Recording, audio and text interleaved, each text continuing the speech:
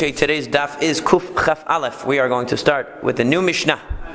The new Mishnah at the top of Kuf Chaf Aleph is Nuchri Sheba. So Nuchri Sheba lechabot in Omrim lo kabeh val techabeh. So if a non-Jew comes and wants to extinguish the fire, because again we're talking about a situation where a fire breaks out on Shabbat and we're not allowed to extinguish it. So what if a non-Jew comes and he's available? So we don't tell him to extinguish the fire. We also don't tell him not to extinguish it if he decides he wants to extinguish it. Because it's not our responsibility. If he decides to extinguish it, it's not our problem. But if a child, a Jewish child, comes and he wants to extinguish the fire, so in that case, in we do not allow the child to extinguish the fire because we're responsible for the child's observance of Shabbat. So a non-Jew is not obligated to observe Shabbat, so therefore obviously we are not obligated to ensure that he doesn't violate Shabbat. But a child, a Jewish child, we are responsible for him, and therefore we are not going to allow him to extinguish the fire. Amar Rabbi Ami says, Bidleka hitiru lomar kol hamechabein mafsid. So he says, Rav Ami says that when it comes to a fire, they allowed you to say, anybody who extinguishes this fire won't lose.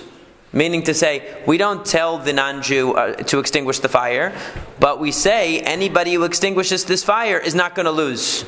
Meaning I'll pay him on, I might pay him afterwards. Hint, hint. So it's a hint, but you're not allowed to directly say it. Doesn't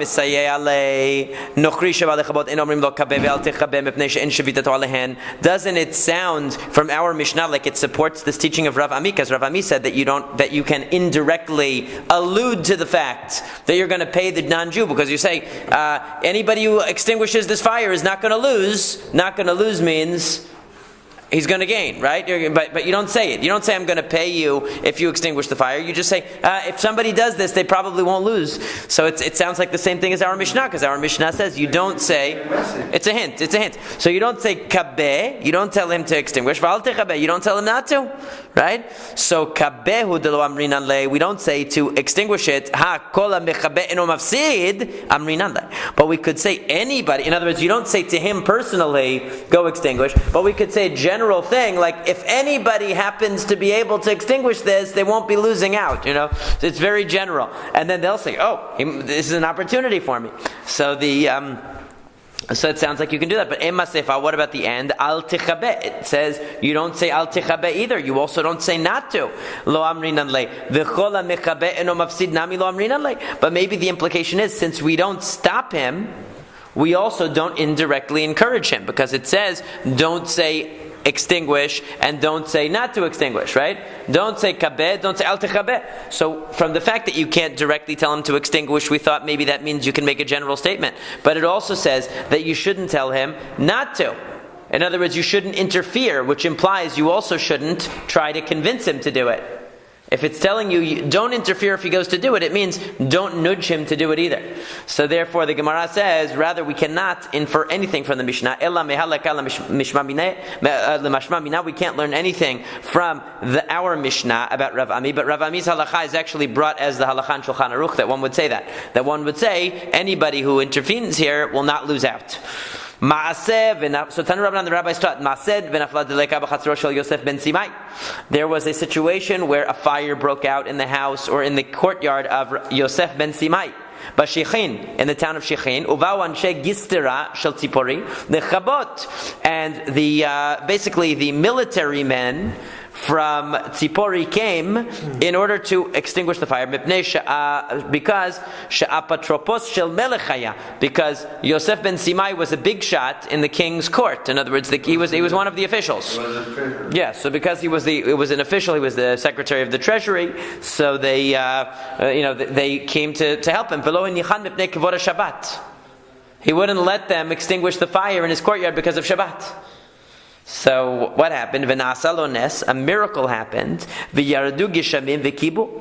and rain came down and extinguished the fire. So even though he wouldn't allow them to intervene because it was Shabbat, they weren't Jewish, but he didn't want them to extinguish the fire on his behalf on Shabbat, because he knew that they were coming on his behalf. So a miracle happened, and rain came and it extinguished the fire. La'erev, after Shabbat, shiger lekol echad me'en shetei silaim, u'aparkus shebahen chamishim. He sent to each one of the workers who came to want to extinguish the fire, even though he didn't let them do the work, he sent them money after Shabbat. He sent each worker 2 silaim, 2 coins, and he sent 50 coins to the lieutenant, the guy who was in charge of all of them. So, when the rabbis heard the story, Amru, they said, that really he didn't have to do this. If they came to extinguish the fire, he could have let them do it. He could have let them do it. So he didn't have to stop them, and he didn't have to pay them either, but it was nice of him to pay them. But they didn't actually do anything. And I would guess that probably what he thought was, he probably figured, since they're coming because of my honor, it's almost as if I'm telling them to do it, So he probably felt more responsible. But the Chachamim are saying, not necessary. Even if they come because of your special position in the government or whatever the reason is, you can let them do it. So now we say like this: the Mishnah said, we don't allow a child who's Jewish to extinguish a fire on Shabbat. Shabbat mina, we can learn from this. Katan ochel nevelot bedin mitzuvin alav lafrisho. There is a machloket elsewhere in the Talmud, a very well-known machloket, about whether a child in Yevamot, it talks about whether a child who who eats nevelot. In other words, if a child is involved in violating biblical prohibitions, are we obligated? Is the Bet Din obligated? Is the community obligated to step in and stop them and say, no, don't do it? In other words, are we responsible? So it sounds from this Mishnah that we're responsible because we have to step in and tell the child, don't extinguish the fire. Why? He's not obligated technically in mitzvot because, I'm not his father, let's say. So it's not my responsibility. He's not obligated technically in mitzvot. The Bet Din is not his parents to train him to do mitzvot. So why do we have to tell him to stop? It's his own choice. So the fact that it's telling you to tell the child to stop means that the Bet Din has to stop the child from violating Isurei Torah. And yet Rabbi Yochanan in Masekhet Yevamot says that you don't have to. The Bet Din doesn't have to intervene. So how is he going to explain this? So Amar Rabbi Yochanan says, Bakatan ose ledat aviv. It's talking about a child who's doing this, Lidat Aviv, or as Rashi says, Al Dat Aviv, Bekatan sheyada lehavchin, she'akiboy hazeh noach le'aviv, v'oseh b'shvilo. That's what Rashi says, that he can tell that his father wants this, and he's doing it to please his father. So since he's doing it to please his father, really he's doing it on behalf of his father, and it's no good. If he were doing it because he likes to put out fires for his own personal reasons, you don't have to stop him. But if he's doing it because he wants to satisfy his father, really he's working as an agent of the father, and that's not acceptable. Okay, that's why. But dekavatab gabe nochri, dekavid lidate Israel. But what about the non-Jew? When the non-Jew comes to extinguish the fire, isn't he also doing it on behalf of the Jew? And really, it should be the same as if the Jew asked him to do it. It's as if the Jew asked him to do it because he's inferring that I want it, and he's doing it for me. The Gemara says, so it says, Misharei, why should it be allowed to permit the non-Jew to extinguish the fire? Answer is, that we assume that when the non-Jew comes, he's doing it for his own reasons. He doesn't have to help you. He's doing it because he's hoping you're going to send him a check afterwards. He's going to give him a tip. He's not doing it because he wants to help you. So when the child does it, he really does it because he wants to please the father. So he's really doing it for you. So you can't let him do it. The father's quiet. And the father doesn't say anything because he wants the child to do it, and the child knows. If the non-Jew comes, he's doing it because he wants to get a reward from you. He's not doing it because he wants to please you. So he's not really doing it. He's doing it as an agent of himself, on his own behalf, for his own reasons, not for your reason. Whereas the child is doing it really for the father's reason. And that's why why there's a whole discussion in halacha of whether this applies really. It should apply only when the child is being asked or doing it on behalf of the father. But if another person comes, in other words, if somebody who's not the child's father asks them to, let's say, turn the light off on Shabbat, it might not be a problem. Or if they do it, let's say you didn't ask them, but they do it for you on Shabbat, it might not be a problem because it seems like it's only the father where it's a concern. So it's an interesting discussion that's brought there. It's a misconception that many people have that they can have their child do melachot for them. Definitely not for the parents. It's definitely not allowed. Yeah, definitely not. Certainly not over the age of chinuch. Maybe when they're 2 years old or something like that, but definitely not when they're in the age of chinuch, for sure not. So the Mishnah now says, "Kofin kara al gabe haner b'shvil shelo techos bakora ve'al tzoar shel katan ve'al akrav shelo tishach." So you can take a plate and put it over a candle so that it won't, so that fire won't catch the roof or spread. As long as you don't extinguish the fire, of course. And you can put it over the excrement of a child. Back then, I guess they didn't have diapers handy. Sometimes the child would go to the bathroom on the floor, so you could put a plate over it to cover it, and you can put a plate or a bowl over an akrav, over a scorpion, so it won't bite you. Amar Rabbi Yehuda says, "Maaseh ba lefnei Rabban Yochanan ben Zakkai ba'arav." It's not be'erev, it's ba'arav. That an event happened. In other words, something like this happened where they put a plate over the scorpion on Shabbat in Arav, and he said, "Va'amar choshishani lo mechatat." I'm concerned that he might have violated a biblical prohibition and need to bring korban chatat because he trapped the scorpion. Now, obviously, we're talking about a case where he wasn't going to kill him. In other words, he wasn't threatening his life. He was just sitting there, the scorpion. Rashi says, "Kevan lo haya akrav ratz acharav, ein yodeim chayav mishum tzida." Since he wasn't chasing him, he wasn't threatening him, maybe it's just considered a violation of Shabbat. You caught the scorpion. Okay, so we have a machloket. Can you automatically assume that a scorpion is your enemy and trap it? Or, according to Rabban Yochanan ben Zakkai, no, you don't have to assume that. We wonder whether, if he's not threatening you, maybe you wouldn't be allowed to trap him on Shabbat. The Gemara says, Rav Yehuda, Rav Yirmiyah bar Abba, Rav Hanan bar Rava. This is a very interesting rabbinical politics story. So, Rav Yehuda, Rav Yirmiyah bar Abba, and Rav Hanan bar Rava, Ikla'u leber Avin, dimin Nishikiyah. They came to the house of Avin from Nishikiyah. The Rav Yehuda, Rav Yirmiyah bar Abba, aitu lehu porayata. The Rav Hanan bar Rava, lo aitule. So for two of the rabbis, he brought nice chairs to sit on, nice couches. But for Rav Hanan bar Rava, he didn't give him kavod. He didn't give him respect. He made him sit on the floor. He didn't give him a chair. So now obviously Rav Hanan bar Rava is a little bit perturbed by this, and he's going to use it as an opportunity to diss, Avin. So he sees him teaching his son. He sees Avin teaching his son. Teaching our Mishnah and saying you can cover the excrement of a child because of a child. Meaning, Netanya.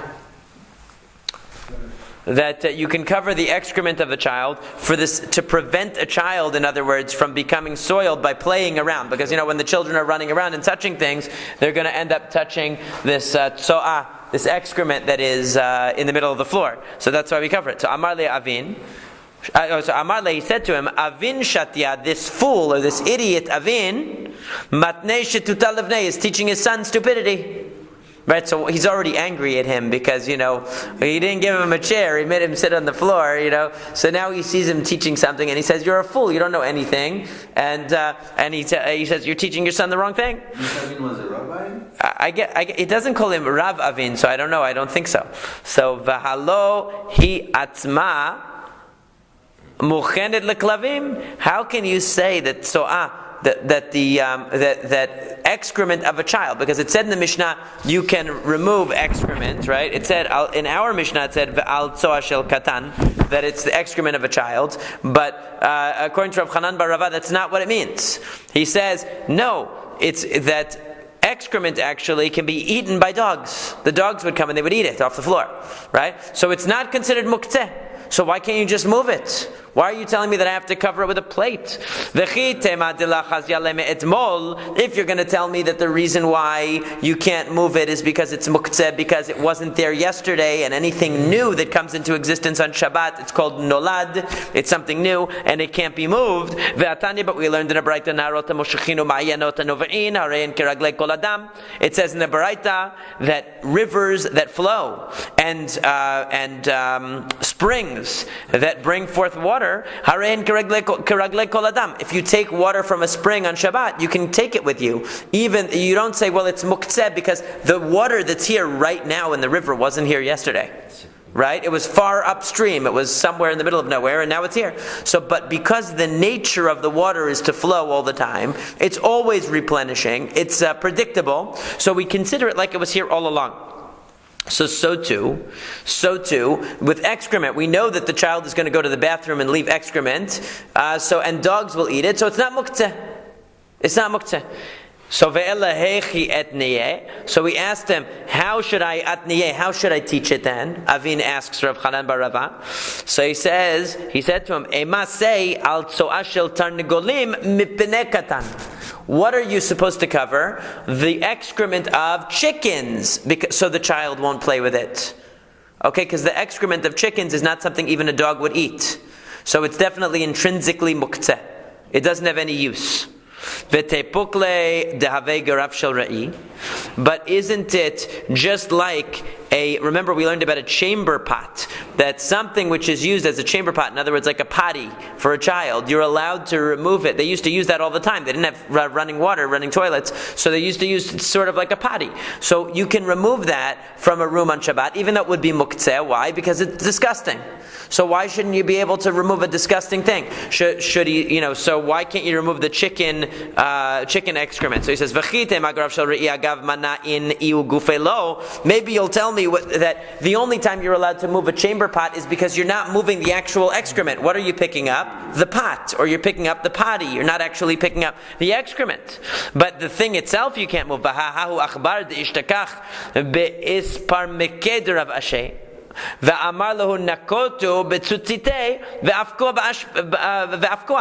there was a case where a dead mouse was found in the spice rack of Rav Ashi, and he said to the people, take it out by its tail, because it's disgusting. Nobody wants to have a mouse in their food. Right? So you see that even directly you can move an item that is that's disgusting. When it's in your living space, when it's in your kitchen, it's in your living room, you can move it directly. So you should be able to sweep up this chicken excrement and move it. You shouldn't have to cover it over with a plate. You should be able to pick it up. So he said, the answer is no. Ba'ashpa. We're talking about in the dump. In the dump, the chickens would go around and they would leave excrement. So since they're leaving it, you can't move it from there because that's not part of your living space. So there's no permission, there's no heter, there's no permission to move something dirty from a dirty place. It's already in a dirty place anyway. So the Gemara says, Vekatan bashpa mai ba'ele. What is a child doing playing in a dump? Why do you have to cover the chicken excrement in the dump? Why is your child playing in the dump? Because bechatzer, it's talking about in the courtyard.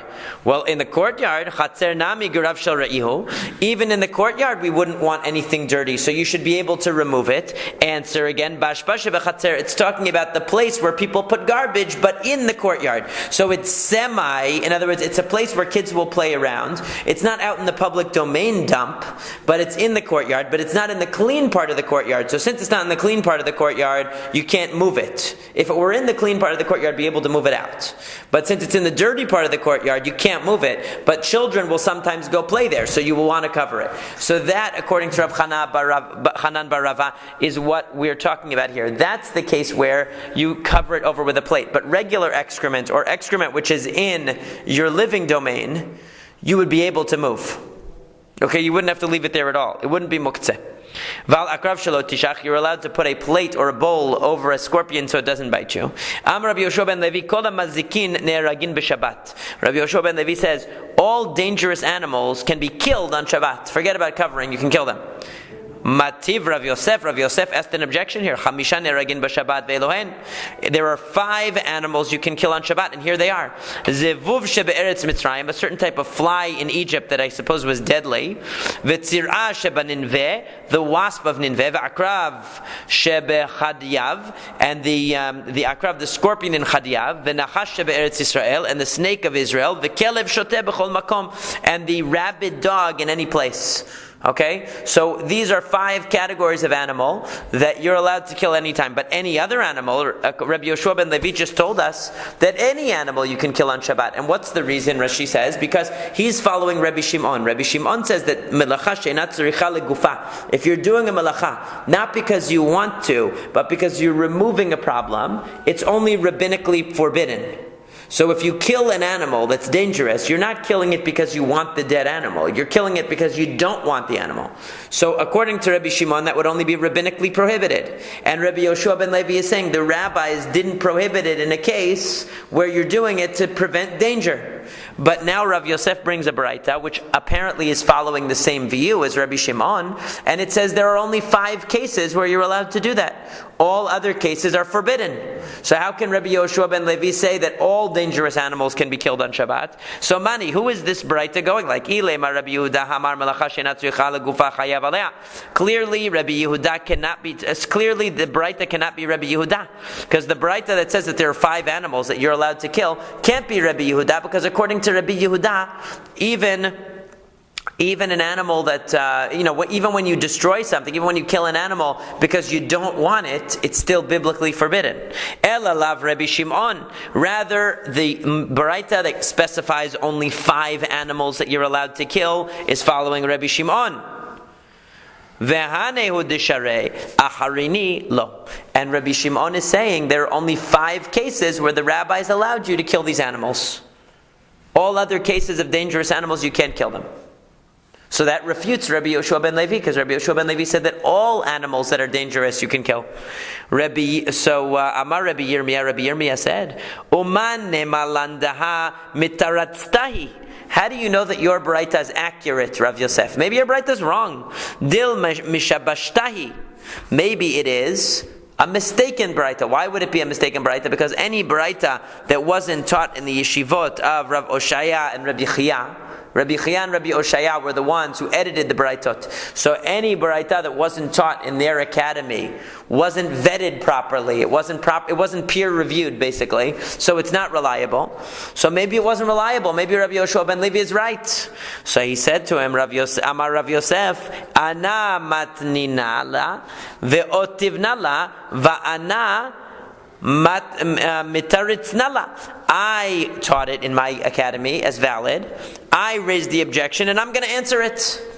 How am I going to answer it? Biratzu acharav v'divrei akol. That we're talking about where the animals are chasing after you, according to everybody. So what does this mean? So Rashi explains that what it means is that the statement of Rabbi Yoshua ben Levi that all dangerous animals can be killed on Shabbat is only when they're chasing after you. Why? Because it's pikuach nefesh. You're saving yourself. So that's according to everybody, you're allowed to kill them. But in a case where they're not chasing you, then there are only 5 examples where Rabbi Shimon said the rabbis allowed you to kill these animals, because we look at these animals as dangerous, potentially dangerous. So the rabbis didn't forbid you from killing them. But that's according to Rabbi Shimon. So according to Rabbi Yehuda, killing an animal is not allowed at all unless it's actively chasing you, unless it's threatening you. Then you could kill it. Rabbi Shimon says that there are 5 cases where even if the animal is not threatening you, you're still allowed to kill it, because since killing an animal, according to Rabbi Shimon, because you don't want the animal, because you want it away, since that's only prohibited rabbinically according to Rabbi Shimon, he allows you to do it in 5 cases. But in a case where an animal is chasing you to harm you, everybody agrees, of course you're allowed to kill it to save your life. Tane Tanaka made Rava, a Tana taught in the presence of Rava bar Rav Huna, Ha'oreg nechashim v'akravim b'Shabbat en ruach hasidim nochahimenu. So a certain Tana, the Tana was a person who recited Braitot. He recited a Braita that said, anybody who kills snakes and scorpions on Shabbat, the spirit of the Hasidim is not pleased with him. En ruach hasidim nochahimenu means that they're not pleased with him. Amar lei, bar Rav Huna gave a very nice diss in response to that. He said, the otan Hasidim, those pious people, en ruach hachamim nochahimehem. That en ruach hachamim nochahimehem means, you know what, those pious people, the smart people, don't like them. So the pious people don't like people killing scorpions and snakes on Shabbat, and the wise people don't like those pious people, because they do approve of killing snakes and scorpions on Shabbat. Upligad Rav Huna, and this is in disagreement with his own father, Rav Huna. To Rav Huna, Chazyalahu Gavra Dekakatil Zibura, because Rav Huna once saw somebody killing a bee on Shabbat. Amarle, he said to him, Shalimtinu lechulu, have you really accomplished anything? Have you killed all the bees? There are plenty more where that's come from, so you're not going to accomplish anything. So unless the bee is chasing after you to hurt you, to kill you, you can't kill it, because why would you kill it? What are you accomplishing? There are more bees. So Rava is saying that when you kill a potentially dangerous animal, okay, it's perfectly fine. His father, Rav Huna, held that you can't kill it unless it's actually chasing after you to harm you. Tanu Rabbanan, the rabbis taught Nizdamnu nechashim v'akravim haragan. Nizdamnu nechashim v'akravim. If snakes or scorpions appear in your home, haragan, if you kill them, bi'adua shenizdamnu lo lehorgan, then it's clear that Hashem sent them to you so you would kill them. In other words, they're dangerous, so Hashem put them within your grasp so you could kill them. Lo haragan, if you didn't kill them, bi'adua shenizdamnu lehorgo v'nasalo nes min hashamayim, then that meant that they were meant to kill you, but a miracle happened and you weren't killed. So if you killed, in other words, what is it saying? It's a moral imperative to get rid of dangerous animals. Okay, when they come into the yishuv, when they come into the... Obviously Hashem wanted them to exist. He created scorpions, He created snakes, He wants them. But when they come into the populated area, it's a mitzvah to kill them according to this. And if you didn't kill them and you survived, that means you were lucky. Hashem protected you. They were there to kill you. Amar Ula said, Ve'itema Rabba bar Rav Hanna, Amar Rabbi Yochanan, and some say it was Rabba bar Rav Hanna, in the name of Rabbi Yochanan, ben Nishufinbo. When does it say that it was a potential, that this animal was sent to kill you and you were saved from it? When it's hissing at you, because when it's hissing at you, that means, it's angry at you and it wants to get you. And if you didn't end up getting killed, you're lucky. Amar Rav Abba bar Kana, Rav Abba bar Kana said, once a snake fell from the roof into the Beit Midrash, ve'amad nivati achad, a certain Nabatian, a certain person from Niva, killed it, v'harago. Amar Rabbi said, Pagabo kayotzebo, something just like the snake killed the snake. So nobody knew what he meant. Is he saying that the guy is bad or good? So Ibayalu, they asked, Pagabo kayotzebo dishapir avid. Did they mean, was he praising him and saying, this snake really met its match, because this guy beat it? Or was he insulting him? Although he was saying, this guy's aggressive and he's killing, he's just as bad as the snake. Which one did he mean? Did he mean to praise him or to insult him? Tashma, come listen to Rabbi Abba Rabbi Chia bar Abba, Rabbi Abba the son of Rabbi Chia bar Abba, Rabbi Zerah, and Rabbi Zerah, Havu Yatveh, they were sitting akil'ah devei Rabbi Yanai, on the porch of the house of Rabbi Yanai. Nafak miltabi benayu, they had a discussion amongst themselves. Ba'umi name Rabbi Yanai, they asked Rabbi Yanai, Ma'ula rog nechashim b'akravim b'Shabbat, what is the halacha about killing snakes and scorpions on Shabbat? Amar lahu, he said to them, Tzir'ani horeg, nachash v'akrav lo kol sheken, I kill a wasp on Shabbat. Certainly a snake and a scorpion I would kill. Right? Dilma lafitumo. So the implication is that what? That Rabbi Yanai was saying you can definitely kill them. You can definitely kill them. But the Gemara says, Dilma lafitumo. Maybe he means you don't have to be careful about not killing them. Not that you can actually go and kill them, but you can trample on them. In other words, you can walk on the ground, and even if you see bugs, you just keep walking. And if you kill the snakes or you kill them, it's okay. Not that you can actually kill them on purpose. Amar Rav Yehuda, because Rav Yehuda said, Rok dorasol lafitumo. If somebody spits on the ground on Shabbat, you can walk over the spittle, and even though you're evening out the ground, it's okay because it's disgusting to have spit on the ground. So we don't want to tell people that they have to leave spit there. We just leave it there, and if people trample on it, it's okay, even though it might be flattening out the ground. Va'amar Rav Sheshet, and Rav Sheshet said, Nachash dorso lefitumo, that you're allowed to walk on snakes, lefitumo, meaning don't go and kill it on purpose, but walk through, and if you step on the snakes, it's okay. Va'amar Rav Katina, and Rav Katina said, Akrav dorso lefitumo, the same about a scorpion. Abba bar Martah, dehu Abba bar Manyumi. Abba bar Martah, who was also known as Abba bar Manyumi, Hava maskebe be'resh galuta. The Zuzeh, he owed money to the house of the Resh Galuta, the house of the exilarch. They brought him to the house and started torturing him to get him to pay up. He was like, I guess they were loan sharks. It was like mafia style. They brought him in, started beating him up. There was spit on the ground. Okay. There was some spit on the ground, and it was Shabbat. Amar lahu Resh Galuta, the Resh Galuta, the exilarch, said, Aitu mana, please bring a dish or a bowl, and sachifu ilave, and put it over the spittle. It's disgusting. We don't want spit on the ground. Amar lahu. So Abba bar Manyumi said, Lo tzarichtu hachi. You don't need. Lo tzarichtu. You don't need to. Why? Hachi amar Rav Yehuda, because Rav Yehuda said, Rok dorso lefitumo. You can walk over the spittle, just have people walk back and forth, and as long as they don't intend to flatten out the ground, it's no problem. You don't have to cover it, just let people trample on it, and it will even out on the ground. Amar lahu, that when the exilarch realized that this Abba bar Manyumi knew the halacha, he said, Tzurva mi rabbananhu shivkuhu. Clearly, he is one of the rabbinical students. Leave him alone. Stop torturing him, even though he owes us money. Don't bother him.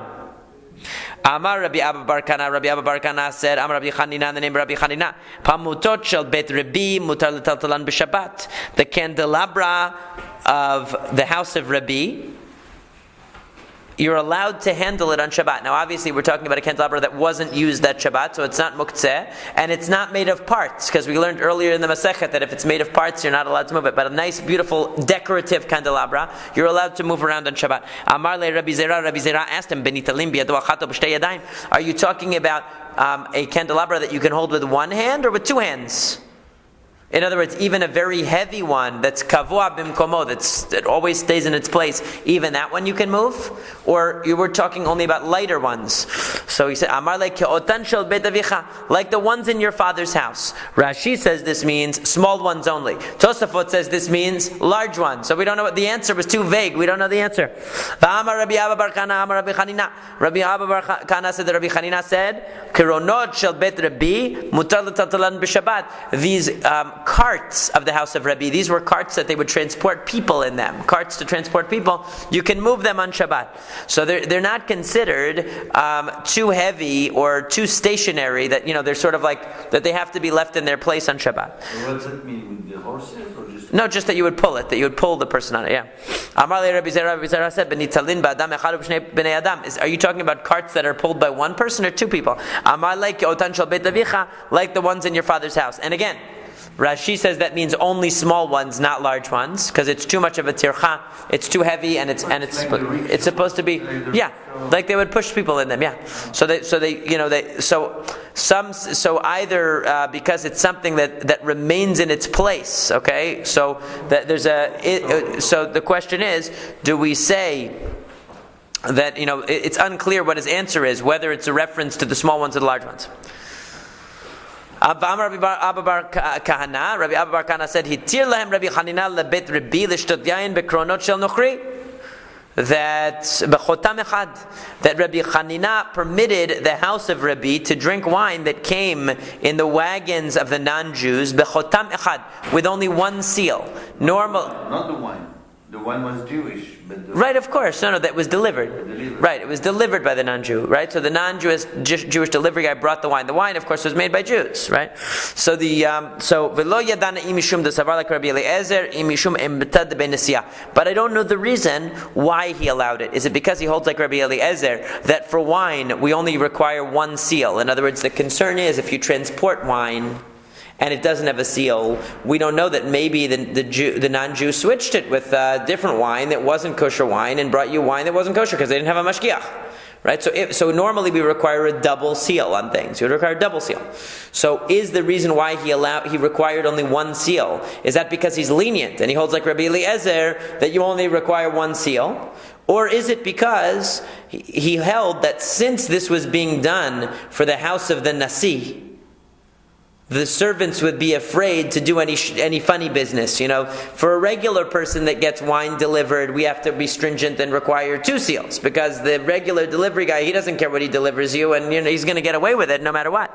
But when you're working for a big shot like the Nasi, you're afraid if you get caught for this, and he finds out that this happened, you're going to be in a lot of trouble. So therefore, he was really careful and he relied on only one seal. So that's the machloket. So we have these three cases. Now, obviously, the last case doesn't have anything to do with the previous case, except that it talks about koronot. It talks about the wagons in which they transported, in this case, wine to deliver it from door to door. And it's talking about Rabbi Hanina, so it had that connection. But otherwise, it didn't have anything directly to do with Masekhet Shabbat. And Be'ezrat Hashem, we will continue in the new perek on Sunday.